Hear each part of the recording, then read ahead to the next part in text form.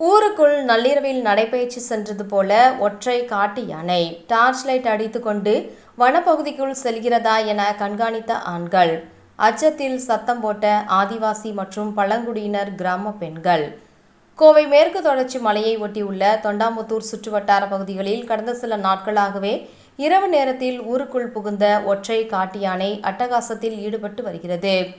அங்கு நிறுத்தி வைக்கப்பட்டிருந்த வாகனங்களையும் தள்ளிவிட்டும் வீடுகளில் மேற்கூரைகளை பிரித்து அரிசி பருப்பு போன்ற பொருட்களை தின்றுவிட்டு செல்கிறது.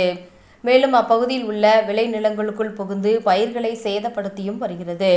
இதுகுறித்து வனத்துறையினருக்கு அப்பகுதி பொதுமக்கள் தகவல் கொடுத்தும் அங்கு வரும் வனத்துறையினர் யானையை அங்கிருந்து வனப்பகுதிக்குள் விரட்டி விடுகின்றனர். இந்நிலையில் மீண்டும் நேற்றிரவு கோவை குற்றாலம் செல்லும் சாலையில் வனப்பகுதியில் வனத்துறையின் கட்டுப்பாட்டில் உள்ள சாவடி வயல் அடுத்த நல்லூர் வயல் ஆதிவாசி மற்றும் பழங்குடியினர் வசிக்கும் கிராம பகுதியில் நடைபயிற்சி செல்வது போன்ற ஒற்றை காட்டு யானை செல்கிறது. அதனை அப்பகுதி ஆண்கள் டார்ச் லைட் அடித்துக்கொண்டு யானை வனப்பகுதிக்குள் செல்கிறதா என பார்க்க பின்தொடர்ந்து செல்கின்றனர். அப்பகுதி பெண்கள் யானை செல்கிறது என்று அச்சத்தில் சத்தம் போடுகின்றனர். அதனை அப்பகுதியை சேர்ந்த ஒருவர் தனது செல்போனில் வீடியோ எடுத்து சமூக வலைதளங்களில் பதிவு செய்துள்ளார்.